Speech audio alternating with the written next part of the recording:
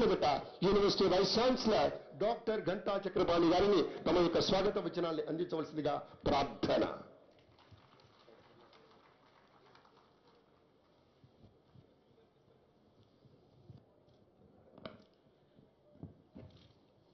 గౌరవనీయులు మాన్యులు రాష్ట్ర ముఖ్యమంత్రి వర్యులు శ్రీ రేవంత్ రెడ్డి గారు, ఈ కార్యక్రమంలో వారితో పాటు ఇవాళ ఇక్కడికి వచ్చినటువంటి మా ప్రియమిత్రులు, బాల్యమిత్రులు ఒక రకంగా గౌరవనీయులు మంత్రివర్యులు పొన్నం ప్రభాకర్ గారు, వేదిక మీద ఉన్నటువంటి పెద్దలు, గౌరవనీయులు ముఖ్య కార్యదర్శి గారు, ప్రధాన కార్యదర్శి, రాష్ట్ర ప్రధాన కార్యదర్శి గారు శ్రీమతి శాంతికుమారి గారు, అదేవిధంగా వేదిక మీద ఉన్నటువంటి మా విద్యాశాఖ కార్యదర్శి గారు డాక్టర్ యోగితా రాణా గారు, అదేవిధంగా ఈ సభలో ఉన్నటువంటి ఈ విశ్వవిద్యాలయ ఫౌండర్స్లో ఒకరైనటువంటి విఎస్ ప్రసాద్ గారు, అప్పటి నుంచి ఇప్పటి వరకు మార్గదర్శిగా ఉంటున్నటువంటి ప్రొఫెసర్ హరగోపాల్ గారు, ఇతర మా మాజీ వైస్ ఛాన్సలర్లు, మాజీ ప్రొఫెసర్లు, మా రామచంద్రం గారు, అదేవిధంగా గాంధేయవాది అంబేద్కర్ రెండు కలగలిసినటువంటి డాక్టర్ కర్ణాటి కె లింగయ్య గారు, వారు అంబేద్కర్ సంఘాల అధ్యక్షులుగా చైర్మన్గా ఉన్నారు. అదేవిధంగా ఈ కార్యక్రమంలో ఉన్నటువంటి ఇతర ఐఏఎస్ అధికారులు, మిత్రులు, మా ప్రొఫెసర్లు, ఉద్యోగులు, ముఖ్యంగా మా విద్యార్థులందరికీ స్వాగతం, సుస్వాగతం. అలాగే మీ అందరికీ రిపబ్లిక్ దినోత్సవ పర్వదిన శుభాకాంక్షలు. దేశమంతా ఇవాళ ఒక్కరోజు రిపబ్లిక్ డే జరుపుకుంటుంది, పర్వదినంగా జరుపుకుంటుంది. మేము ఒక్కరోజే 3 రకాల పర్వదినాలు జరుపుకుంటున్నాం. దానిలో మొదటిది మీ అందరితో పాటు 76వ గణతంత్ర దినోత్సవం జరుపుకోవడం అయితే, రెండవది ఆ గణతంత్ర దినోత్సవ కారకులైనటువంటి డాక్టర్ బిఆర్ అంబేద్కర్ గారి ఒక మహావిగ్రహాన్ని ఈ జూబ్లీ హిల్స్ కొండల మీద దాదాపు ఒక 25 అడుగుల ఎత్తులో 15 అడుగుల విగ్రహాన్ని ఇవాళ మేము స్థాపించడం జరిగింది. గౌరవనీయుల ముఖ్యమంత్రి గారు దాన్ని ఇందాకే ఆవిష్కరించడం జరిగింది. ఇది మొదటిదైతే, రెండవది ఇవాళ ముఖ్యమంత్రి గారి చేతుల మీదుగా ఒక 4 కొత్త భవనాలకి మేము శంకుస్థాపన చేసుకోవడం జరిగింది. ఈ 4 కూడా ఒక కొత్త దిశకు ఈ యూనివర్సిటీని నడిపించేటువంటి భవనాలు.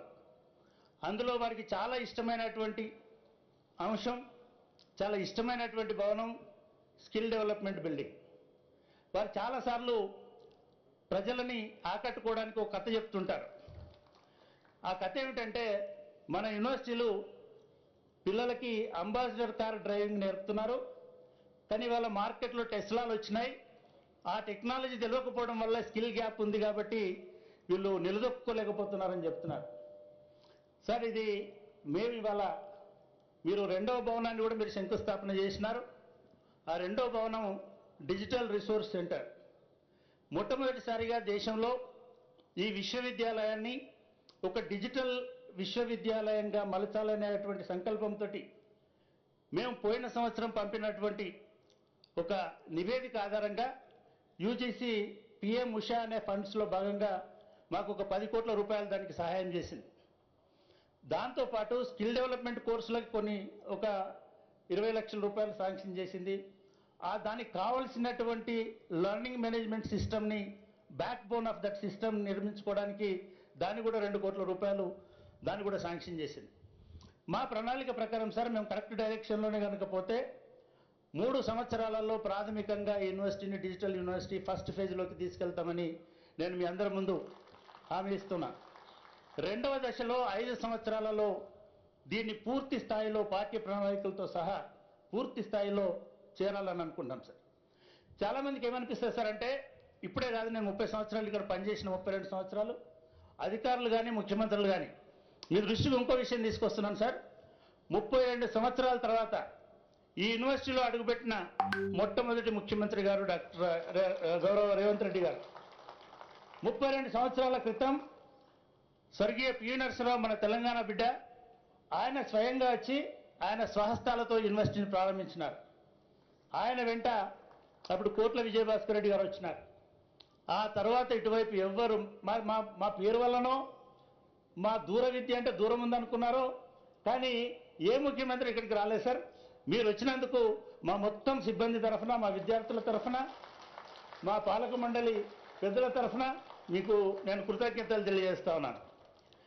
మీరు ఇవాళ మీరు ఏదైతే ప్రిన్సిపల్ చెప్పినారో మేము స్లోగా అంబాసిడర్ నుంచి మేము ఆల్రెడీ మారుతికి వచ్చినాం సార్. మారుతి నుంచి మేము మెర్సిడెస్ బెంజ్ల దాకా పోము, ఎందుకంటే మా దగ్గర ఉన్న విద్యార్థులందరూ గంజి సాగే వాళ్ళు కాబట్టి మేము డైరెక్ట్గా టెస్లా దాకా ప్రయాణించడానికి మాకు ఒక అవకాశం ఉంది సార్. రెండవది, మీరు ఇవాళ ఇచ్చిన స్కిల్ డెవలప్మెంట్లో మేము ఇవాళ వేసిన 4 బిల్డింగులలో సార్ 20 కోట్లు మేము యూజీసీ నుంచి తెచ్చుకున్నాం సార్. ఒక మా రెగ్యులర్గా ఇక్కడ రాత్రి పగలు ఈ కొండలలో మీకు తెలుసు సార్, మీరు ఇక్కడే ఉంటారు. ఈ కొండలలో పనిచేస్తున్నటువంటి సిబ్బందికి ఇప్పటివరకు ఇల్లు లేవు సార్, గుడిసెలలో ఉంటున్నారు, పూరి గుడిసెలలో ఉంటున్నారు. మా మేడము మిగతా ఆ మేడం నిజానికి వారు మమ్మల్ని చాలా దేవసేన గారు బాగా ఎంకరేజ్ చేశారు. మా ఎగ్జిక్యూటివ్ కౌన్సిల్లో డిగ్నిటీ హోమ్స్ కట్టియాలనుకొని వాళ్ళకి డబుల్ బెడ్రూమ్ ఇళ్ళ స్థాయిలో చిన్న ఇల్లులు కట్టిస్తున్నాం సార్. ఒక 10 ఇళ్ళకి మేము మా యూనివర్సిటీ డబ్బుల్ని వాడి మా పిల్లల డబ్బుల్ని వాడి వాళ్ళకి ఇల్లు కట్టిస్తున్నాం సార్. సరే, అదొక మూడవ అంశం. అయితే 4వది సార్, మా దగ్గర చాలామంది ఏమనుకుంటారంటే ఓపెన్ యూనివర్సిటీ చదువు మానేసిన వాళ్ళ కోసము ఇట్లాంటి వాళ్ళ కోసం అనుకుంటారు కదా. కానీ నిజానికి సార్ ఇవాళ మీ రెగ్యులర్ యూనివర్సిటీలు ఎట్లాగైతే సర్వ్ చేస్తున్నాయో వయసు రీత్యా కానీ మిగతా వాటి రీత్యా కానీ క్వాలిఫికేషన్ రీత్యా కానీ వివిధ రకాల కోర్సుల రీత్యా కానీ మేము డిప్లొమా 3 నెలల సర్టిఫికేట్ నుంచి సార్ పిహెచ్డి వరకు ఇక్కడ మేము డిగ్రీలు ఇస్తున్నాం సార్. మీ మంత్రివర్గ అనుచరులు, మన హైకోర్టు న్యాయవాదులు, ఎదురుగా ఉన్నటువంటి వైస్ ఛాన్సలర్ గారు వీళ్ళందరూ మా యూనివర్సిటీలో చదువుకొని మీ ఎమ్మెల్యేలు ఒక 60 మంది ఎమ్మెల్యేలు కూడా మా యూనివర్సిటీ గ్రాడ్యుయేట్స్ సార్. ఇవాళ మేము గర్వంగా చెప్పుకుంటాం, చాకలి అల్లమ్మ యూనివర్సిటీ వైస్ ఛాన్సలర్ మా విద్యార్థి ఇక్కడ డిగ్రీ చదువుకున్నది. అక్కడి నుంచి మొదలుపెట్టి చాలామంది ఐఏఎస్లు కూడా ఇక్కడ నుంచి వెళ్ళినారు సార్. ఇది కూడా on par with other universities sir. ఇక్కడ కూడా మనకు రెగ్యులర్ యూనివర్సిటీలలో ఎంతమంది ఉన్నారో మీరు నమ్మరు సార్. ఎవ్రీ ఇయర్ మాకు 1,20,000 అప్లికేషన్లు సగటున 1,20,000 మంది మా కోర్సులో చేరుతారు సార్. వాళ్ళలో అతి పేదలు, గ్రామీణులు ఇట్లాంటి వాళ్ళు ఉంటారు సార్. మేము ప్రతి గ్రామంలో మీరు ప్రతి తాలూకాలో ప్రతి మండలంలో మా స్టడీ సెంటర్ ఉంటుంది సార్. ప్రతి ఊళ్ళో మా స్టూడెంట్ ఉంటాడు. నేను చాలా గర్వంగా చెప్తా సార్, 2 రాష్ట్రాలలో ప్రతి ఊర్లో మా స్టూడెంట్ ఉంటాడు సార్. మా లక్ష్యం ఏమిటంటే మీరు ఆల్రెడీ మా వైస్ ఛాన్సలర్లకు ఒక ఎక్సర్సైజ్ ఇచ్చినారు. 3 ఏళ్ళు ఏం చేస్తారు, 5 ఏళ్ళు ఏం చేస్తారు, 10 ఏళ్ళు ఏం చేస్తారని. 10 ఏళ్ల లోపల ప్రతి ఇంటిలో మా విద్యార్థి ఉండేటట్టుగా మేము ప్రయత్నం చేస్తాం సార్. ప్రతి ఇంటిలో చదువుకొని ప్రతి ఇంటికి మేము రీచ్ అయ్యేటువంటి విధంగా మేము ప్రణాళికలు సిద్ధం చేశాం. మాకు చాలా మంచి అధికారులు, నిజానికి గతంలో ఉన్నటువంటి నేను వచ్చి వాటికి 50 రోజులే సార్. ఈ 50 రోజులలో మా అధికారులు మమ్మల్ని వెన్నుదట్టి నడిపిస్తున్నారు. మేమంటే చాలా గౌరవం, ప్రేమతో మసులుతున్నారు. మేము మిమ్మల్ని ఏమీ డయాస్ మీద నుంచి అడగము సార్. ఒకటి, మీకు మీ కళలకు రూపమైనటువంటి స్కిల్ సెంటర్గా ఈ యూనివర్సిటీని డెవలప్ చేద్దాం సార్. మిగతా యూనివర్సిటీలు ఎక్కడ స్కిల్ డెవలప్ సెంటర్ పెట్టినా కూడా ఆ యూనివర్సిటీ స్టూడెంట్స్కే సర్వ్ అవుతాయి, అక్కడ వచ్చిన రెసిడెన్షియల్ పిల్లలకి సర్వ్ అవుతాయి. మేము ఇక్కడ నుంచి మొత్తము రాష్ట్రమంతా నేను ఇందాక చెప్పినట్టు ప్రతి పల్లెకు ప్రతి ఇల్లుకు చేరుకునేటువంటి ప్రణాళిక మా దగ్గర ఉంది. కాబట్టి మీరు గతంలో మీకు చెప్పాను సార్, మేము ఈ స్కిల్ సెంటర్ ద్వారా ప్రతి సంవత్సరం మీకు 10,000 మంది స్కిల్డ్ గ్రాడ్యుయేట్స్ని మీకు అందించడానికి మేము సిద్ధంగా ఉన్నాం. అటువంటి కోర్సులు కూడా మేము సిద్ధం చేశాం.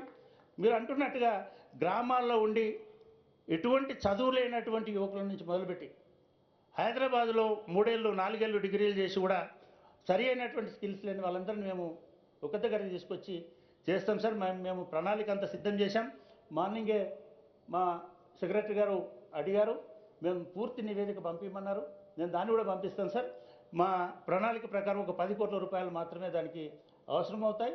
ఇక్కడ హాస్టల్స్, డార్మెటరీస్ కూడా కట్టించి మేము 365 డేస్ ఆ ట్రైనింగ్ ప్రోగ్రామ్స్ని చేసి రాబోయే 5 సంవత్సరాలలో కనీసం ఒక 50,000 మంది స్కిల్డ్ గ్రాడ్యుయేట్స్ని మీకు అందిస్తాం. అదొక మనవి సార్.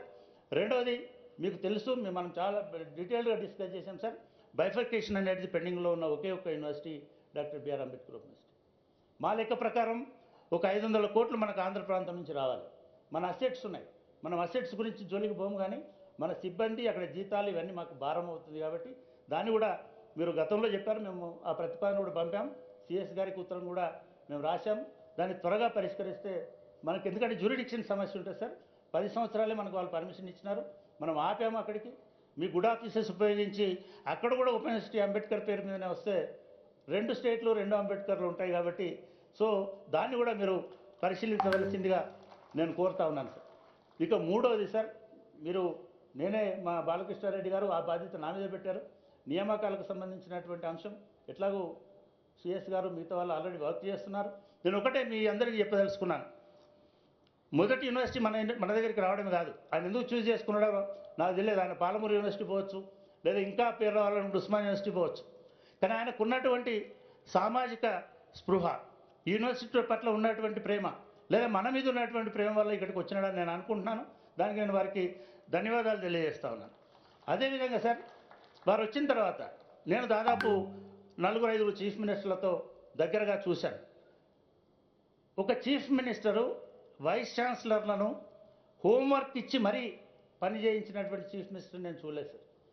ఈ 50 రోజుల్లో మేము దాదాపు 40 రోజులు ఏం ప్రణాళిక చేయాలి, మా వైస్ ఛాన్సలర్ కూడా ఉన్నారు ఇక్కడ, మీరు మీటింగ్ పెడుతున్నారంటే మేమంతా దీనిలో రెడీ చేసుకొని రావాలి. కనీసం అటువంటి అటెన్షన్ వల్ల ఈ ఉన్నత విద్యలో తీసుకొచ్చినందుకు నేను మళ్ళీ అడగక్కర్లేదు.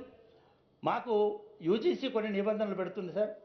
మేము ఇక్కడ ఒక కోర్సు స్టార్ట్ చేసి నడిపేయాలంటే ఒక ప్రొఫెసర్ ఉండాలి, ఒక లెక్చరర్ ఉండాలి, అసిస్టెంట్ ప్రొఫెసరు, ఒక అసోసియేట్ ప్రొఫెసర్ ఇద్దరు లెక్చరర్లు ఉండాలి, ఒక రీడర్ ఉండాలి, ఒక ప్రొఫెసర్ ఉండాలి. ఇవాళ మొత్తం ఇన్ని లక్షల మందిని, 26 లక్షల మంది సార్ మా టోటల్ అడ్మిషన్స్. ఇప్పటి వరకు 6 లక్షల మంది గ్రాడ్యుయేట్స్ అయినారు. ఐజాన్ టుడే 7 లక్షల మంది మా రోల్స్లో ఉన్నారు. 24 మంది టీచర్లు ఉన్నాం సార్. ప్రొఫెసర్లు 24 మంది ఉన్నారు. 94 మంది టీచర్లు ఉండాల్సినటువంటి యూనివర్సిటీలో 24 గత నిర్లక్ష్యం 20 సంవత్సరాల నుంచి జరిగింది సార్. మీరు దాన్ని సరిదిద్దేటువంటి దిశలో ఉన్నారని మాకు అర్థమైంది. నేను ఒక చిన్న విన్నపం సార్, పెద్ద యూనివర్సిటీలకు 500-600 వేకెన్సీస్ ఇవ్వాల్సి వస్తుంది, మాకు 100 ఇస్తే చాలు సార్. చిన్న యూనివర్సిటీలకు అన్నిటికీ ఫుల్గా ఎంత ఖాళీ ఉంటే అంత ఇచ్చేసేయండి సార్. దాంతో అన్ని యూనివర్సిటీలు నిలదొక్కునే అవకాశాలు ఉంటాయి. అది పాలమూరు కావచ్చు, నిజామాబాద్ కావచ్చు, కరీంనగర్ కావచ్చు, మాలాంటి 2 స్టేట్లకు పనిచేసేది కూడా కావచ్చు. దయచేసి అదొకటి పరిశీలించండి. ఇంకో 2-3 ఉన్నాయి, కానీ మీ దగ్గర ప్రస్తావించాల్సిన విషయాలు కాదు. మీ అధికారులతోటి నేను అవి మాట్లాడి నేను దాన్ని రిజాల్వ్ చేసుకుంటాను. మరొకసారి మీ అందరి సమక్షంలో రేవంత్ రెడ్డి గారికి, మాన్య ముఖ్యమంత్రి గారికి నేను ధన్యవాదాలు తెలియజేసుకుంటూ, ఇదిసారి యూనివర్సిటీ మొక్క నాటింది అప్పటి పివి నరసింహరావు గారు, దీనికి రూపకల్పన ఇందిరాగాంధీ గారు, అదేవిధంగా రాజీవ్ గాంధీ గారు దీన్ని ఒక మోడల్గా తీసుకొని ఇందిరాగాంధీ నేషనల్ ఓపెన్ ఇక్కడి వైస్ ఛాన్సలర్ని తీసుకెళ్ళి అక్కడ ఢిల్లీలో చేసినారు. ఈ యూనివర్సిటీని అన్ని రకాలుగా కాపాడవలసింది, మమ్మల్ని వెన్నుదట్టి నడిపించవలసింది, ఈ యూనివర్సిటీ అభివృద్ధికి భవిష్యత్తుకి ఒక దారి చూపవలసింది ఈ రాష్ట్ర ముఖ్యమంత్రిగా మీరు అని చెప్తూ, నాకు మీతో ఉన్నటువంటి ఈ చనువుతో 4 మాటలు మాట్లాడినందుకు, నాకు అవకాశం ఇచ్చినందుకు ధన్యవాదాలు తెలియజేస్తూ ముగిస్తున్నాను. Thank you sir.